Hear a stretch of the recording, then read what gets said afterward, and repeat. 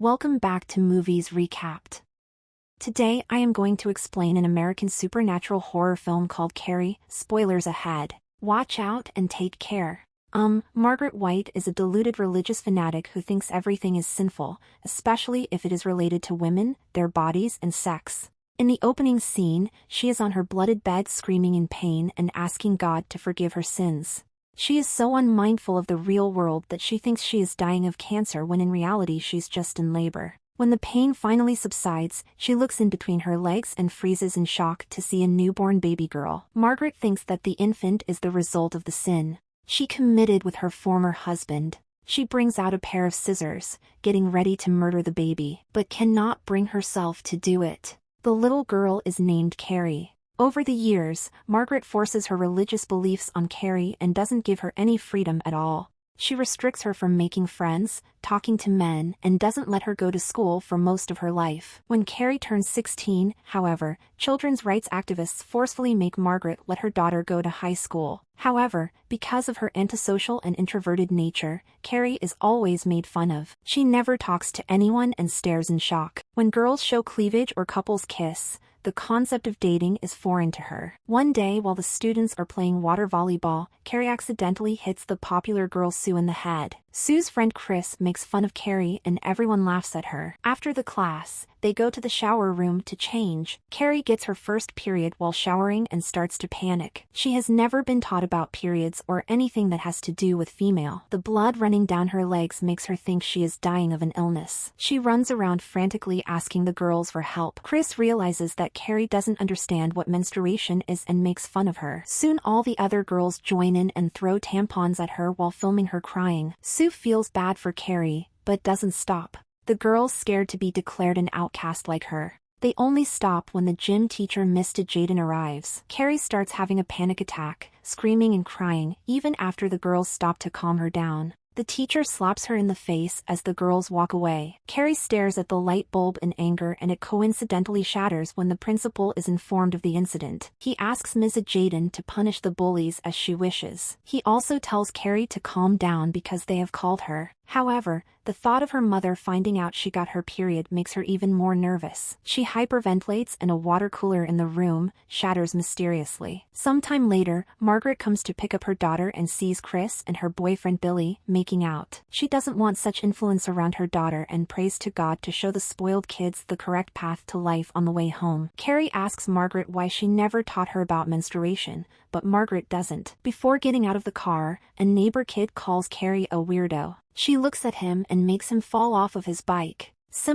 Strange things have been happening to her for the past few months and she doesn't know. Inside the house, Margaret is banging her head against the wall, apologizing to God for creating her daughter who will someday sin. As she sinned with her former husband, she even creates fake Bible verses to make Carrie believe that bleeding on a period is a sin and she has become a sinner. Carrie knows that her mother is lying because Ms. R. Jardin explained everything about menstruation earlier. She retaliates that it is normal and every girl gets it. This makes Margaret knock her in the head with a.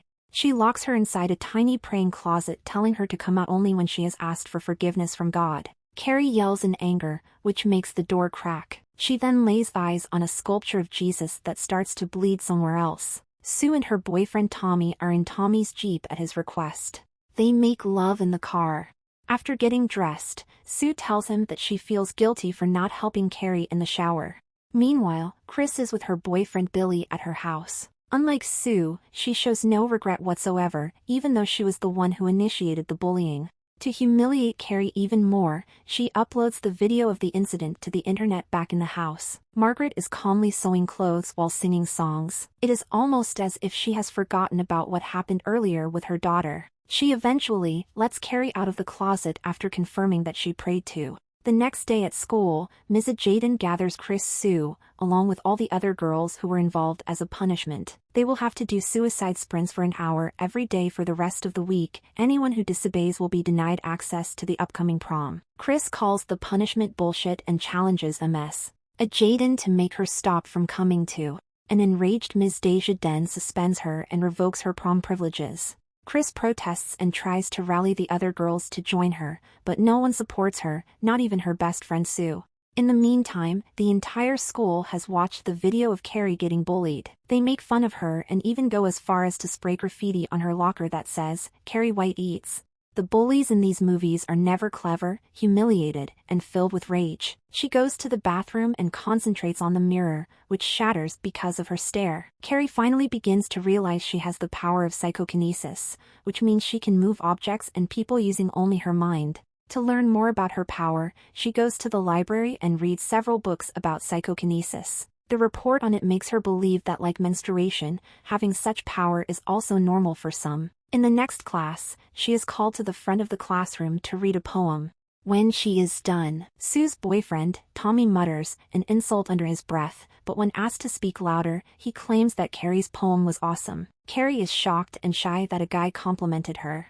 Meanwhile, Chris calls her lawyer father to the school to try and overturn her revoked prom privileges. She plays the victim, accusing Ms. Desjardins of verbally abusing her. To prove her wrong, Ms. Desjardins asks for her phone that has the video of her bullying Carrie. However, Chris refuses to hand it over, proving that she is guilty. That night, Carrie tests her power by levitating books and her bed. Margaret hears a noise and comes upstairs with a knife to investigate.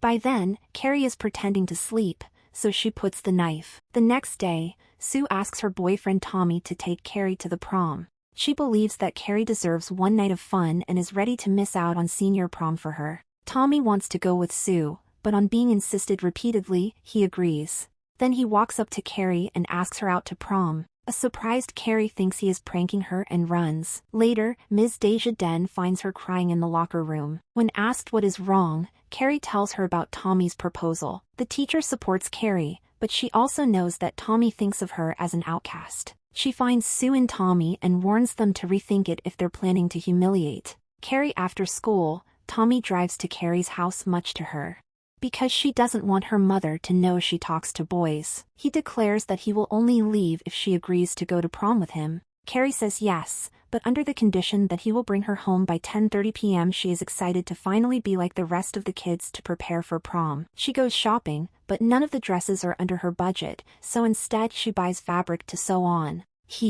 Chris sees Carrie shopping and is filled with rage. She, along with her friends, plan to play a prank on her at prom. Upon returning home, Carrie finds an angry Margaret waiting for her. She tells her mother that she is going to prom, but Margaret declares she won't allow her. Carrie grows frustrated and levitates things to release her anger. Margaret prays to God, assuming that the devil has taken over her daughter. Carrie asks her to stop talking, but Margaret prays even louder. Eventually, Carrie makes her mother levitate, making her go quiet. She releases her a while later, declaring that the conversation is over. Meanwhile, Chris and Billy are at a farm with their group of friends. They collect blood by slitting a pig's throat. Then they break into the gymnasium, which is also the prom venue. They rig a pail with the pig blood, intending to dump it on Carrie when she is on stage.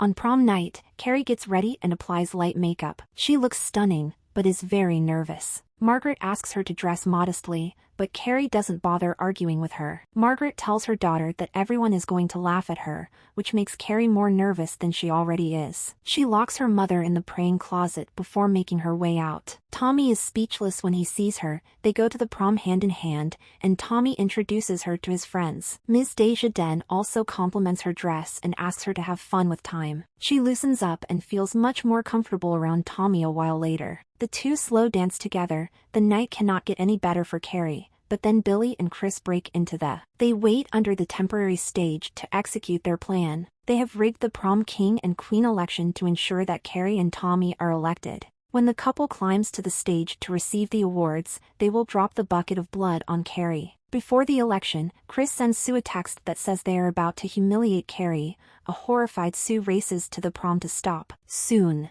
Tommy and Carrie win the titles of prom king and queen. They are called to the stage as everyone applauds for them. Sue also gets to the building and sees Chris in the rafters, seconds away from dumping the blood on Carrie. Ms. Jaden sees Sue and thinks she is here to ruin the moment, so she locks her inside a room without listening to what she has to say at last. Chris pulls the dumping the blood on Carrie. She also hacks the monitor and plays the video from the day she got her period. Everyone laughs as Ms. Desjardins comes forward to help her, but by now Carrie has lost all rationality. She pushes Ms. Desjardins back without touching her, and everyone gasps. Seconds later, the pail falls on Tommy's head, killing him instantly. Carrie loses control of her power and pushes the crowd away with a single scream. Chris and Billy manage to escape and get in there. However, when the others try to run outside, Carrie locks all the doors and windows. Next, she throws the tables and chairs at the crowd, killing them one by one. She also holds some girls to the ground, so they are killed after being trampled. The place lights on fire. When she breaks the stage lights and electrical wires, she puts Ms. Jaden safely on the stage, but finishes off the rest of the. She then flies outside looking for Billy and Chris. They drive away in their car, but are chased by Carrie. Billy tries to run her over, but Carrie stops the car with her power, causing him to hit his head and die instantly. Chris tries to run over her again, but Carrie launches the vehicle into a gas station. She then watches as Chris dies, slowly stuck to the wind. Following that, she goes home and notices her mother isn't in the praying closet. She bathes to clean off all the blood. Margaret finally appears in front of her and Carrie hugs her mother, claiming that she was right about everyone making fun of her. Margaret still thinks that she is being punished for sitting with her husband and stabs Carrie with a butcher knife. Carrie tries to save herself, but Margaret goes into a frenzy and chases her into the kitchen. She pins Carrie down and is about to stab her again, but Carrie uses her power to stop her. She sends several sharp objects towards Margaret, crucifying. Then she cries, holding her dying mother and regretting what she did at last. She uses her power to destroy the house. Just then, Sue arrives at the house and tries to stop Carrie. She is about to kill her as well, but halts. After realizing Sue is pregnant, Carrie smiles and claims that it is a girl. She sends Sue outside to save her from the falling ceiling. Moments later, Margaret and Carrie die under the collapsing. Some months later, Sue is in the hospital bed screaming in pain while giving birth. Suddenly a bloodied hand emerges from her and she wakes up, realizing it was just a dream. Her mother comforts her and she hyperventilates, thinking that she is about to give birth to Carrie. Subscribe for more videos like this. Turn on notifications and leave a like to help the channel out. Thank you for watching. Don't forget to subscribe.